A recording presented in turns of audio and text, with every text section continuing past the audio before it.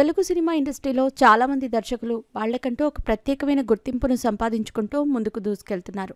మరి ఇలాంటి సందర్భంలోనే గోపీచంద్ మలినేని లాంటి కమర్షియల్ సినిమా డైరెక్టర్లు సైతం ప్రస్తుతం టాలీవుడ్లో కాకుండా బాలీవుడ్ హీరోలను మెప్పిస్తూ అక్కడ సినిమాలను చేసి భారీ విజయాలను అందుకోవాలనే ప్రయత్నం చేస్తున్నారు.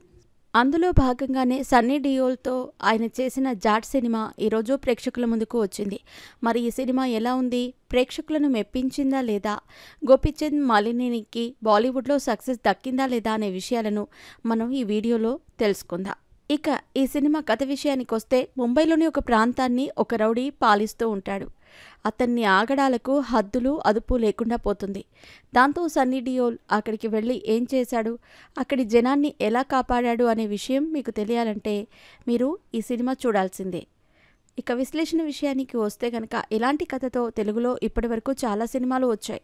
అందుకే దర్శకుడు కూడా మేకింగ్ మీద ఎక్కువగా దృష్టి పెట్టినట్టుగా తెలుస్తోంది. బాలీవుడ్ సినిమా అనగానే ప్రతి ఒక్కరూ భారీ సక్సెస్ని సాధించాలని చూస్తూ ఉంటారు. ముఖ్యంగా బాలీవుడ్ హీరోలతో సినిమాలు చేసేటప్పుడు తెలుగు దర్శకులు చాలా జాగ్రత్తలు వహిస్తూ ఉంటారు. ఎందుకంటే ఆ సినిమా సక్సెస్ అయితే తమ తర్వాత సినిమాకి మరో బాలీవుడ్ స్టార్ హీరోను లైన్లో పెట్టొచ్చు అనే ఉద్దేశంతో వాళ్ళు అలాంటి నిర్ణయాన్ని తీసుకుంటారు. ఇక ఇప్పుడు గోపీచంద్ మలినేని కూడా ఈ సినిమాలో చాలా వరకు కమర్షియల్ ఎలిమెంట్స్ ఉండే విధంగా చూసుకున్నాడు. ఇక పుష్ప 2 సినిమా రావడంతో బాలీవుడ్ ప్రేక్షకులందరికీ మాస్ సినిమాల మీద విపరీతమైన క్రేజ్ అయితే పెరిగింది.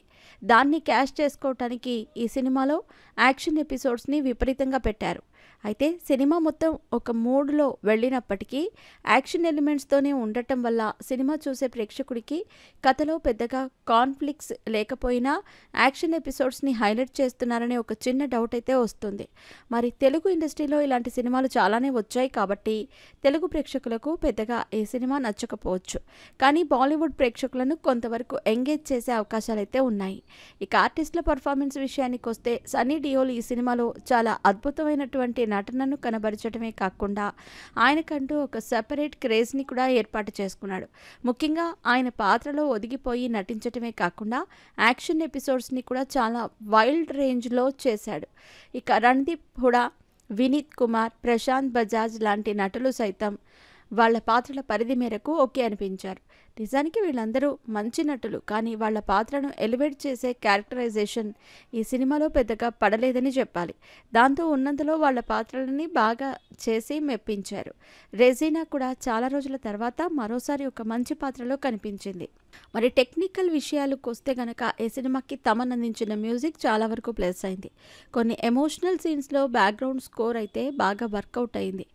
యాక్షన్ ఎపిసోడ్స్ కూడా ఎలివేట్ చేసే విధంగా బ్యాక్గ్రౌండ్ స్కోర్ ఉండటం, అలాగే సినిమా మీద హైప్ని పెంచడానికి చాలా చోట్ల తమన్ కొత్త ఇన్స్ట్రుమెంట్స్ని వాడి మంచి బీజిఎంని అయితే క్రియేట్ చేశాడు.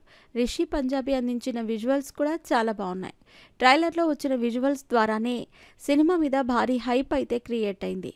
మరి ఈ సినిమాకు ప్లస్ పాయింట్స్ విషయానికి వస్తే కనుక, Sunny Deol action episodes, minus points routine కథ మధ్యలో కొంచెం స్లో అయింది.